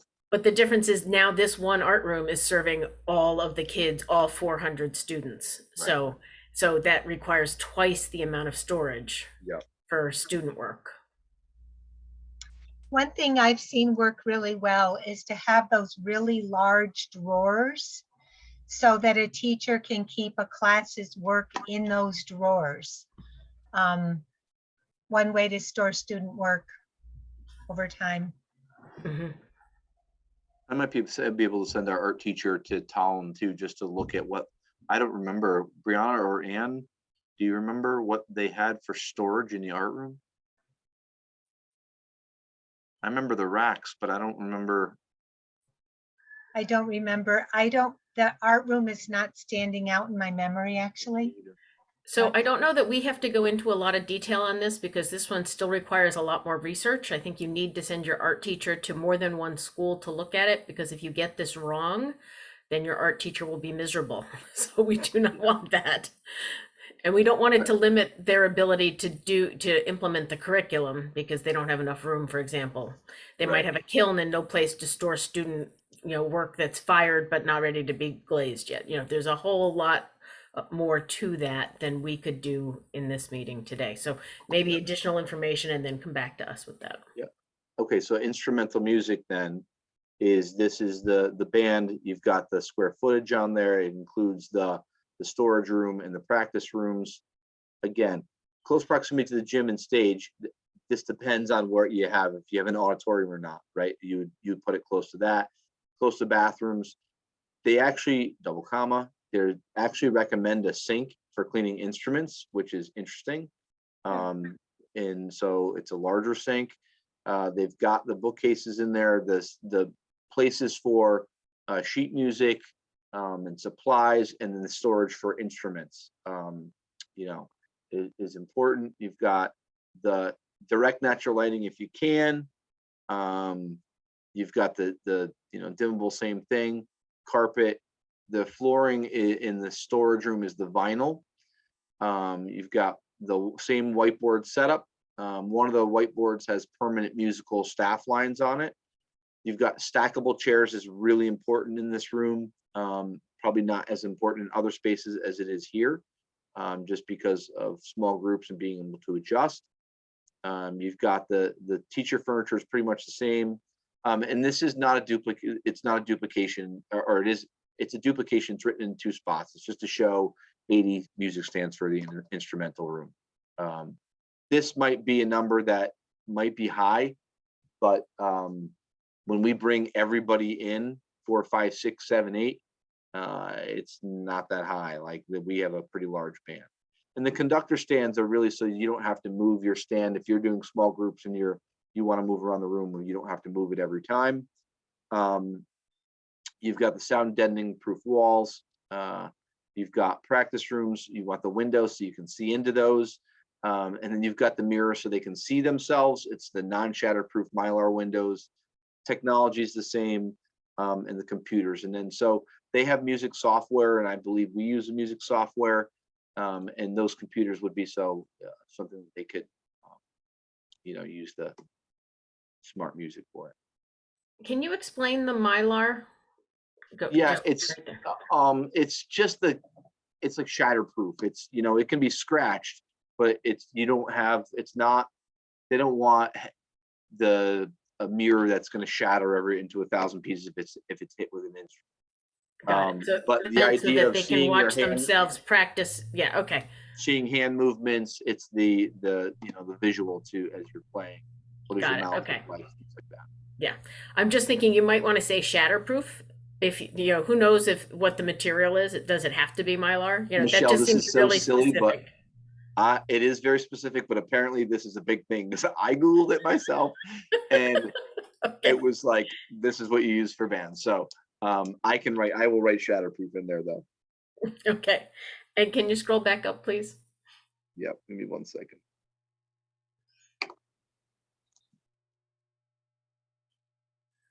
Tell me when.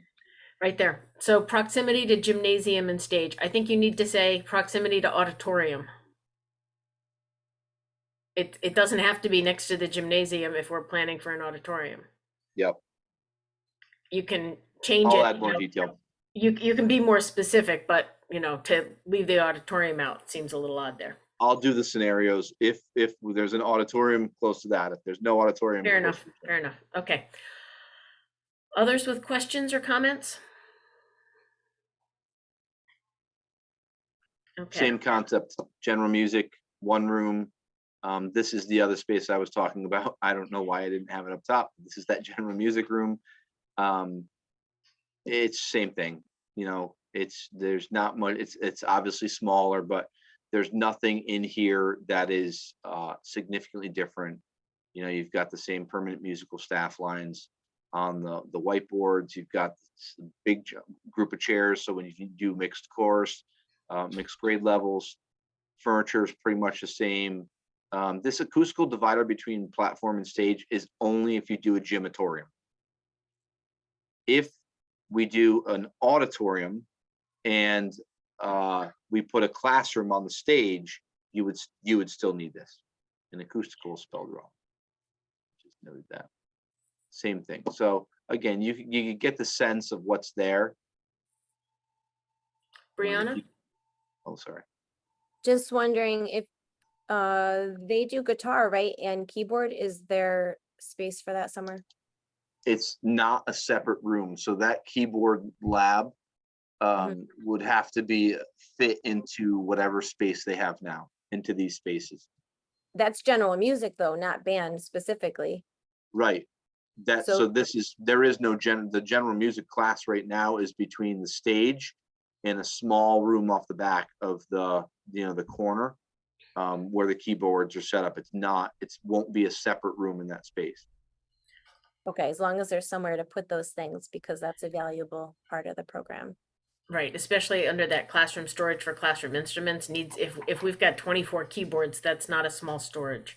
So you might want to add a little more specificity there.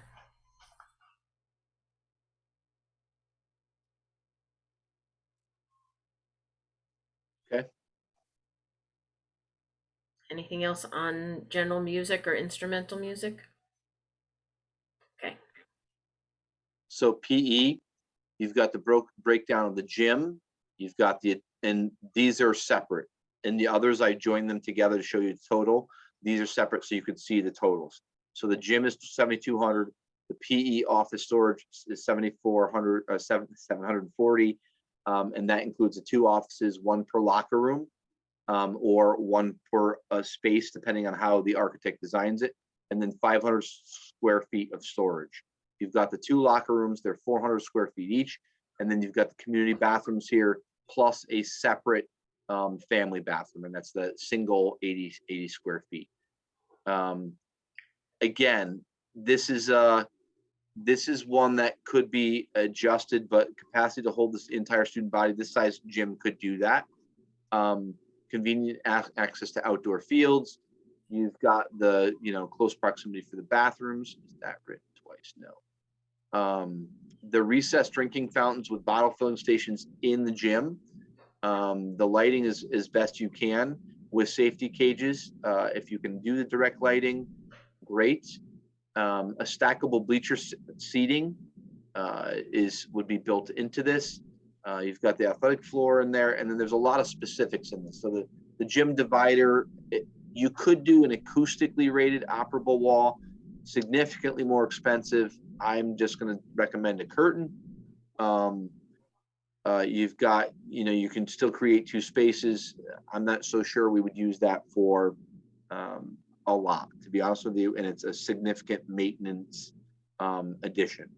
You've got the anchors for ropes for the climbing wall.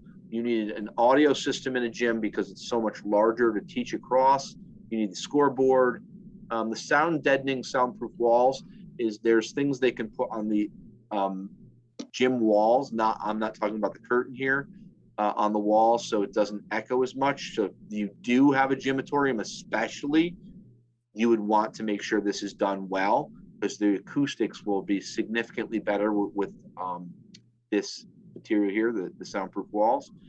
The special windows are the windows that go across the top. That's where you get the lighting in. Obviously, you need a high ceiling. You need mats around the entire thing. You need the space for basketball hoops. So you've got, basically, this is the whole school gym. You've got 1 full court basketball game court. And then if you're not using that, you could use 2 courts across the opposite direction. You've got the volleyball post, recessed floor sleeves. And then your interactive whiteboard here would be portable. Phil, Go ahead, Ann. do you plan to have 2 PE teachers, so it will be used split in half? Is that I the don't know plan? how we couldn't in that. It would be schedule specific, but right now, with as busy as those schedules are, I think you would have to have 2. Okay, thank you. Brianna? So your second teacher might also need a computer. And I wanted to ask if that family bathroom is accessible from an exterior door. Ooh, I didn't write that in, and I wrote that in my notes. Good idea.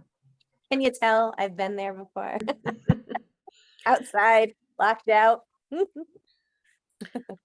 One additional piece I'd like to put in there is a second storage closet in case we have community groups that might use this space with us. There are 2. An after school program or something where we have adequate storage for our materials, but we have room for other pieces that we might need. So this is built in. This 500 square feet of storage is actually 2 250s. But Right, you could adjust these however you want. You could do a 300, 200. You could do you know what I mean? Mm-hmm. Yeah, you can't tell from this whether the 500 is all for what we need. I don't know how many basketballs we have or how much space they take up, but I can tell you they are not small. You can't deflate them between classes, right? So. Okay. Anything else on the physical education gymnasium? So Phil, I'd like to stop there. We have 9 minutes left. We still have time for board comment, and we've got plenty more to do with this. This is not our last meeting. We've got lots more to do. I suspect that we may have to schedule a special meeting because once the school year starts, we're going to have other items on our agenda. We were lucky tonight because we had a regularly scheduled meeting and able to spend so much time on the ed specs. So, Can I make a recommendation to you, Michelle? Sure. I didn't want to release all of this information to you because it was so overwhelming. Now that you've had a chance to get into some of that nitty gritty, I can release more to you that you could look at ahead of time. Things like that, the makerspace library is coming, the world language is coming, the health room is coming. Things that are a little more complex, like the technology rooms, I would rather explain. But there's many of the things, the science labs, I could give you all of that material. I'm not going to give it to you tomorrow. But I think by the end of the week, I could release almost all of that to you. So that way it might speed up things. You could provide me feedback ahead of time and I could put notes into it. If that will help in the process too, because I know it's been hard to get people together. It's summertime. Just my 2 cents. Thoughts? Would you rather do this all together in meeting form, or would you rather read it separately and submit comments to make it move faster?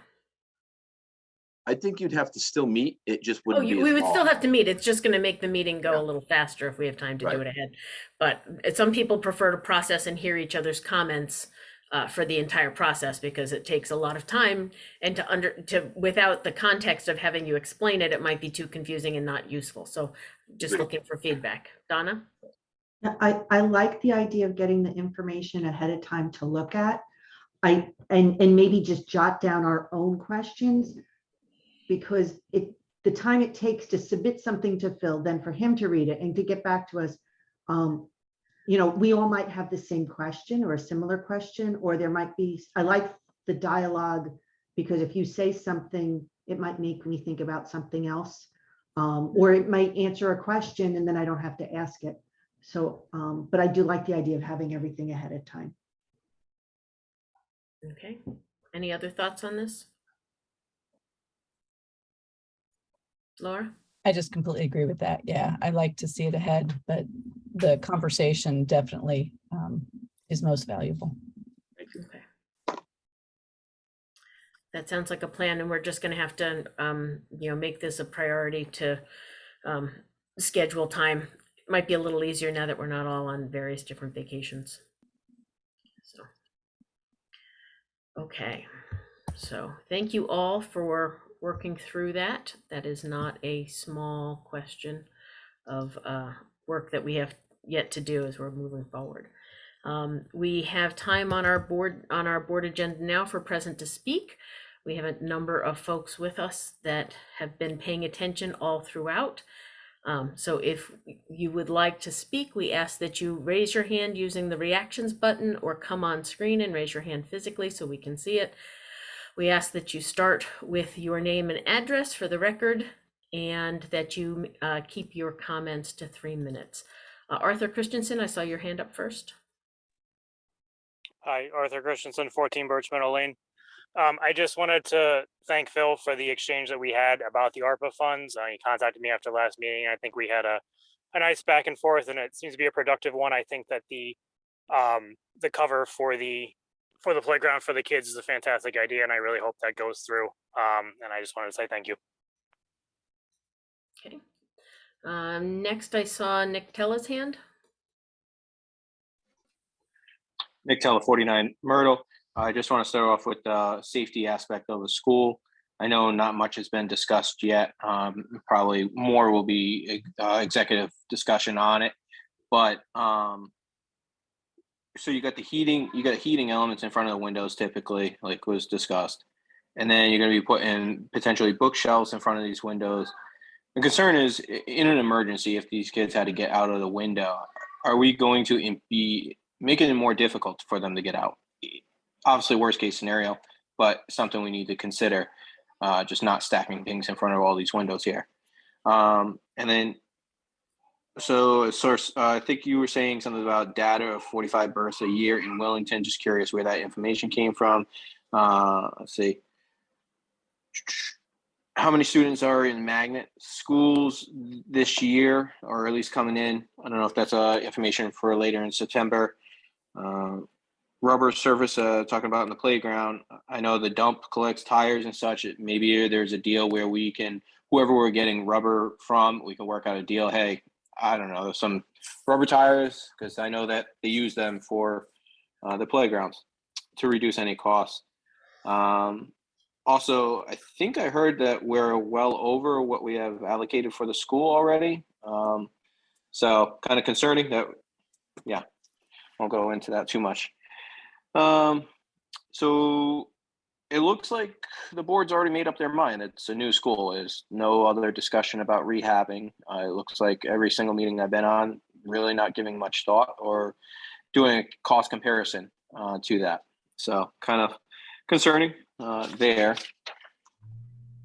Health, okay, so guidance handed down. So there's guidance I saw being handed down on the state website in regards to sex education to kindergarten kids, 6th grade. Just wondering, I know it's guidance, it's not mandatory from my understanding, talking to another teacher. Just curious if the school is going to try to be teaching sex ed to kindergartners. To me, I mean, Connecticut's been grooming our kids.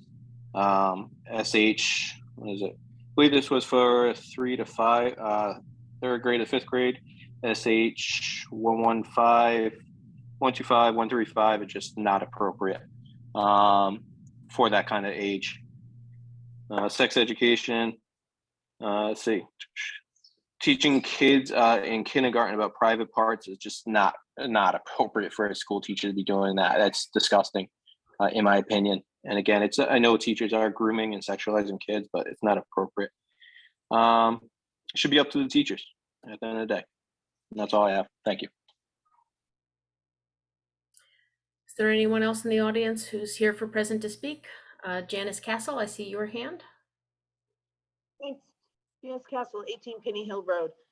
Can you speak up a little, Jan? It's a little quiet. Sorry. Yep. That's okay. Is that better?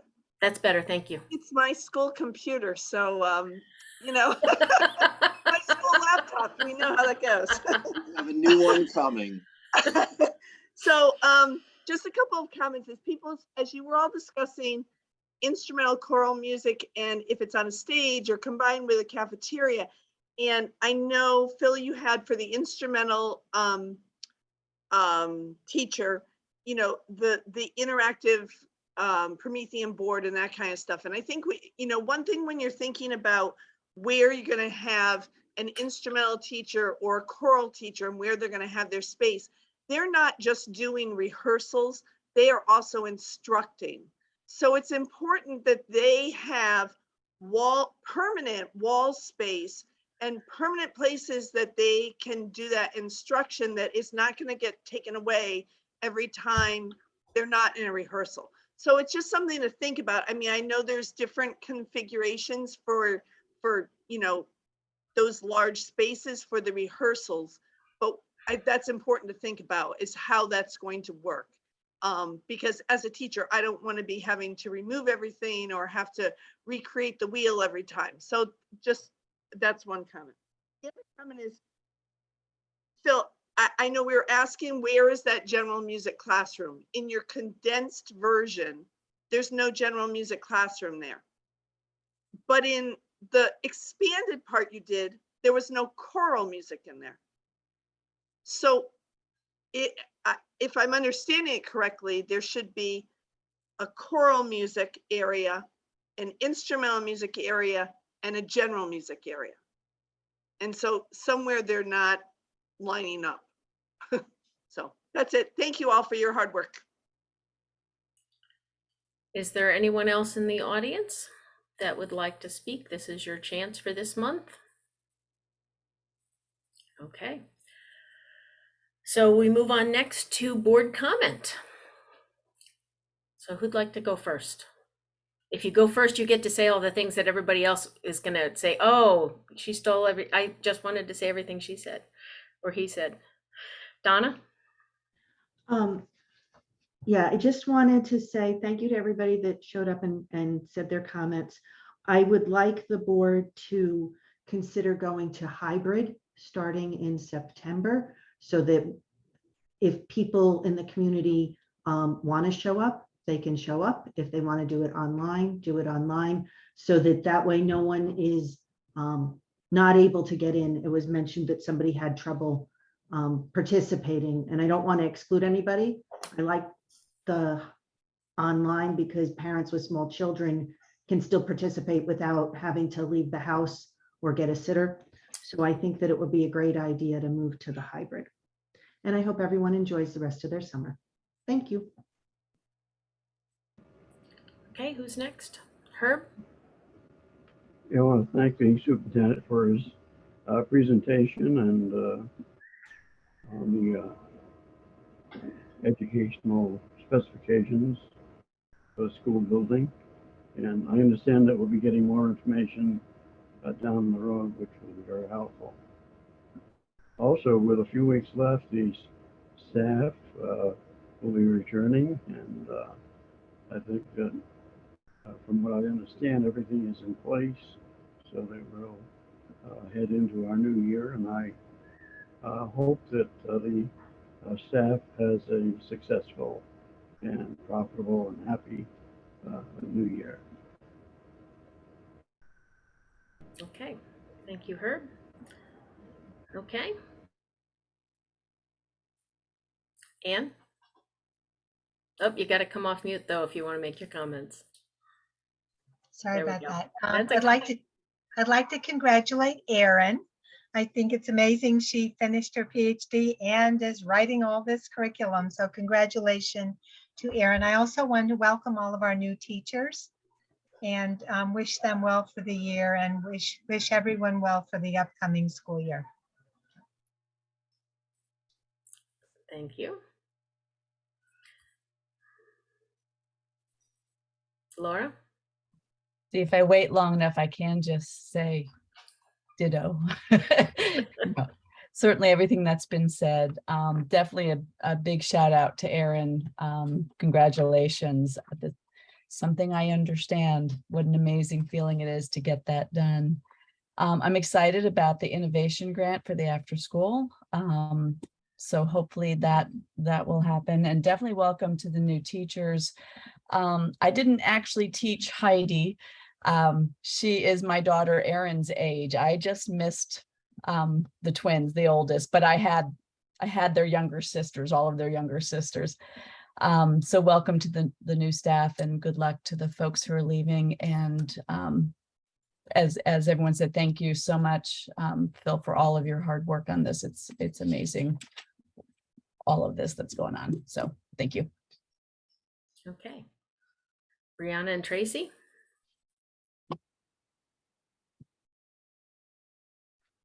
Well, Okay, Brianna, you're off mute next. ditto. And just real quick, I hope everyone enjoys a happy, healthy, and safe rest of their summer. And I'm looking forward to a really great opening for the best year yet here in the Willington school system, 22 to 23. Let's do it. And Tracy? Yeah, as you said, I don't think there's much more I can say, but I add my congratulations to Erin. That's amazing accomplishment, and wish everybody again good rest of the summer, good start to the school year. I'll add my note to welcome all of the new staff who are starting with us. We hope that you have a very productive, happy stay here with the Willington Public Schools, and that you stay for a long time and contribute to our overall well-being. I'd like to take a moment to address the question that arose last time about the use of the word activist, which I proudly claim, because in my mind, activist means that I am actively working on behalf of an issue I care about. And for me, it's about ensuring that every child is able to grow up healthy, safe, happy, and well-educated. It's what I've dedicated my career to. It's what I dedicate this public service to. And I proudly claim it as an activist, as a title, that I believe that if more people were activists on behalf of helping our children grow up happy and healthy, we'd be a much happier, better place all around. So with that note, I think we are ready to adjourn. Do I have a motion? I'm unmuted. I make a motion. Laura, is there a second? I'll second it. Okay, thank you, Donna. All those in favor of adjourning, signify by saying aye or raising your hand. Aye. Bye.